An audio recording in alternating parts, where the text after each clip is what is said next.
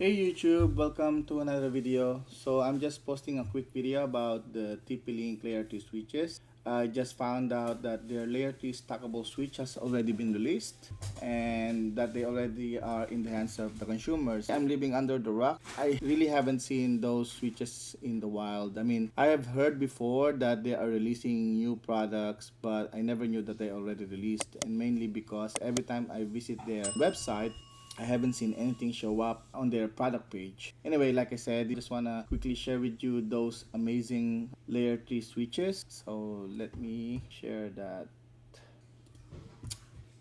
So I cannot find these devices from Clive because I always choose the US website because I'm in the US. But if you use the link that Clive posted in the forum, it will take you to this page. These are all layer 3 stackable switches and they are fairly new. And judging from the support pages, this has just been released this year, later part of January. So right about maybe a couple of weeks when I posted my layer 3 switching videos, I have no idea that they have fully capable layer 3 switches, as you can see here.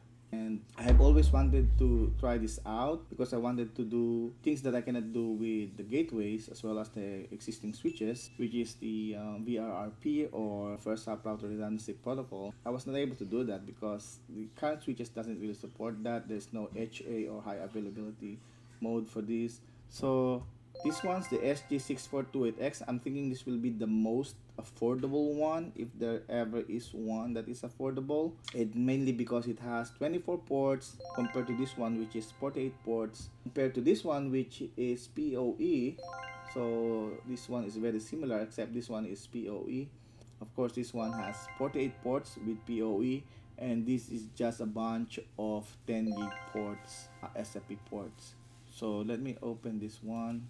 So as you can see here, this is a really loaded switch. So not only does it offer 10 gig SFP plus slots, it has a very high backplane or switching capacity, and you can also stack this for redundancy and performance. And this is really what makes it stand out for me because these features makes it a really full-blown layer 3 switch because it offers RIP or SPF. It even has the newer equal cost multipath routing functionality, and of course VRRP or virtual router redundancy protocol. It has PMTM protocol independent multicasting dense mode, and it still contains all those features that we have come to really like for the TP-Link Omada switches, which is the ACL, port security, 802.1x, and all the good stuff. This one comes with a built-in fixed power supply, so they are not hot swappable or modular power supplies, but still it's good to have two. It would have been nice if they are modular, and it has, this is pretty new. I'm not really very familiar with ERPS. I think it's Ethernet. I think this one is Ethernet ring protection switching, something like that. Not really very familiar with this one. And of course, this is Omada. It can be managed through Omada, and I have not really seen all of this in Omada. Okay, so, and the website is actually pretty informative.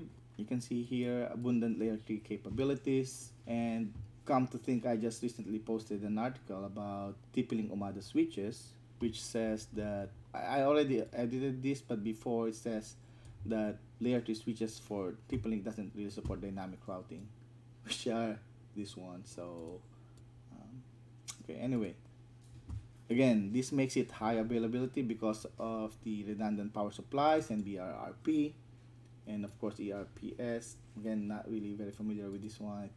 ACLs for both IPv4 and IPv6. It has 802.1x for port security and MAC address bypass if you need it. And again, port security, secure shell, and Nomada SDN. And the product page is very informative. If you click here, you can see how it looks here. And then if you go for the build pictures, and you can see a lot of the information in here. So these are the 410 gigabit SFP plus ports, and you have the management port in here and the console port in here, and these are the fixed power supplies, redundant power supplies. It's stackable, it supports static routing, but you're probably going to use either OSPF or RIP or turn on ECMP. I'd like to try that if I can get my hands on this. Yeah, so routable and specifications. Let's just take a quick look at the specifications in here. The interface, power supply, mounting, it's rack mountable definitely.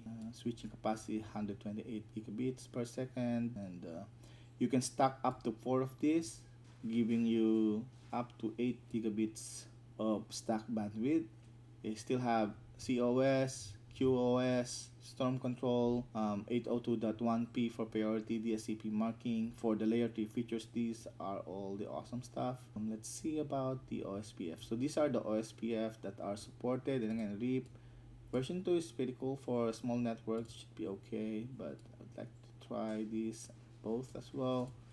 Again, ECMP. And for all the L2 and L2 plus features, of course, they have link aggregation, so they have lag, spanning tree protocol, all the good stuff. And what else? This one I believe is, oh, this is one mostly for the ISP, so you don't really care, but mostly this one is for, I think, fiber to the home. Layer 2 tunneling protocol, it should be L2TP, I think, but not sure. Okay, for VLANs, still supports 802.1q. Awesome. Multicast VLANs, GVRP, plus of course the voice and private.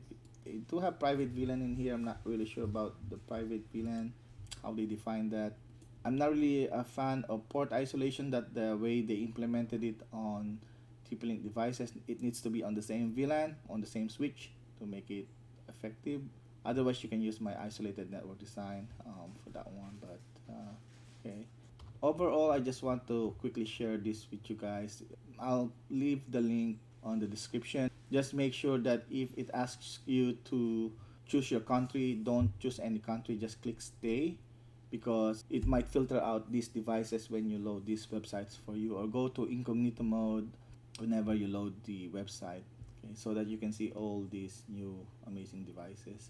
And I did search for the price for the SG6428X, because like I said, I thought it should be something within the realm of reality for testing, but it turns out it's 1,900 for a box, and it's available in Singapore. I think this one is in Singapore.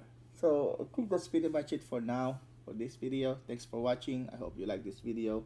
If you have the money, I hope you can afford this one, but for the home use, it's definitely an overkill.